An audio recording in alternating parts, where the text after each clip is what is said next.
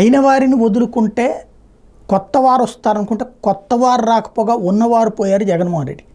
రెడ్డి సామాజిక వర్గమే డిజోన్ చేసుకుంది. హయ్యెస్ట్ రెడ్లు గెలిచారు ఈ దఫా 34 మంది. అందులో 3 మంది తెలుగుదేశం వాళ్ళే.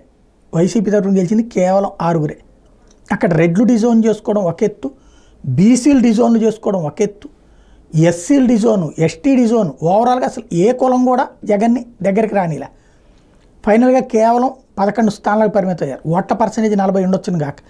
అయితే ముస్లిం సామాజిక వర్గం ఈ ఈక్వేషన్లో బీజేపీ తెలుగుదేశం జట్టు కట్టింది కాబట్టి ముస్లింలు పోలరైజ్ అయిపోయి 100% తమకే, లేదా 90% 95% తమకే, లేదా 80 నుంచి 70% తమకే అనుకున్నారు. తీరా చూస్తే సీన్ కట్ చేస్తే 7 సీట్లు అసెంబ్లీ స్థానాలు ఇచ్చింది వైసీపీ, ఒక్కటి కూడా గెలవాల. అదే సమయంలో తెలుగుదేశం పార్టీ తరఫున 3 ముస్లింలు విజయం సాధించడం అన్నటువంటిది కీలకం. తద్వారా జగన్ ముస్లింలకు కూడా దూరం అయ్యారన్నది స్పష్టమవుతోంది.